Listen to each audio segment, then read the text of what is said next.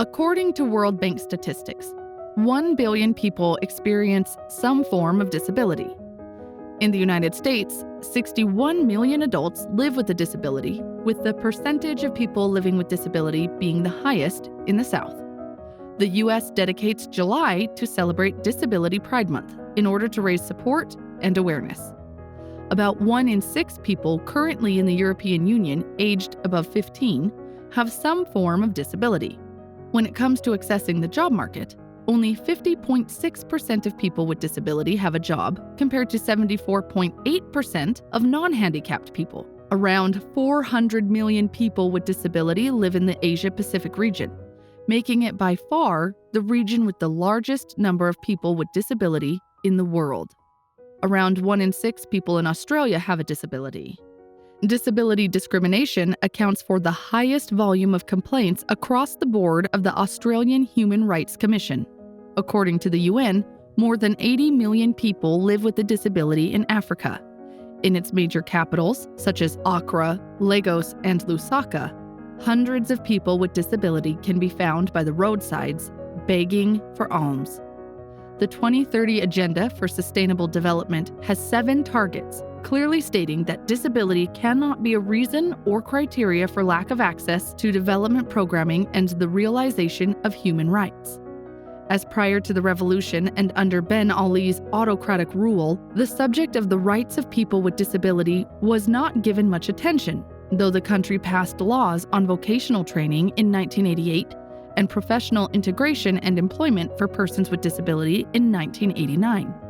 Tunisia also signed the UN Convention on the Rights of Persons with Disabilities in 2007, reasserting that all people, whatever their disability, are entitled to all human rights and fundamental freedoms. Yet there seems to be a serious disconnection between policymaking and common practices. Following the Tunisian Revolution, civil society organizations have played a key role in improving legislation related to people with disability and their full participation in economic and social life. The Tunisian Organization for the Defense of the Rights of People with Disabilities, OTDDPH, established in 2012, led a campaign to include an article on the rights of disabled people in the new constitution. In 2021, it has developed an online platform called Kif Kif to restore ties between job seekers, people with disability, business leaders, and relevant structures. Despite supportive policy frameworks, people with disability remain stigmatized and discriminated against in social and political life.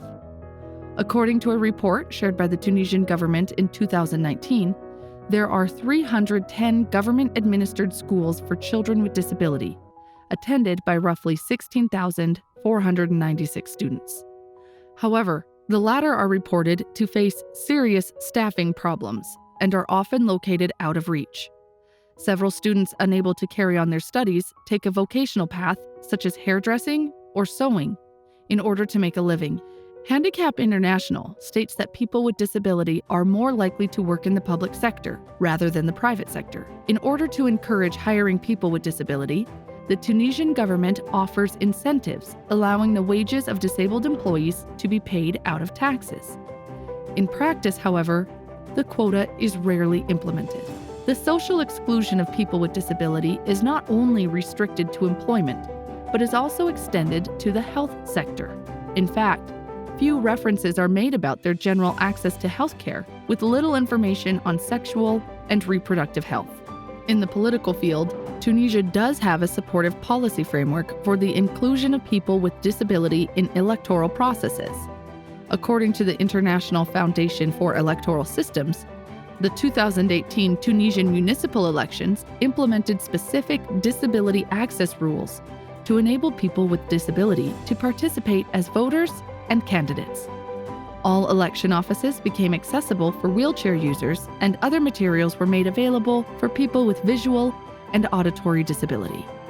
Even though 144 people with disability were elected, other barriers to accessing political leadership remain, such as the process of getting a disability card. While Tunisia has taken many positive measures toward becoming more inclusive, access to quality education is still far from being secured, and access to employment remains vaguely uncertain.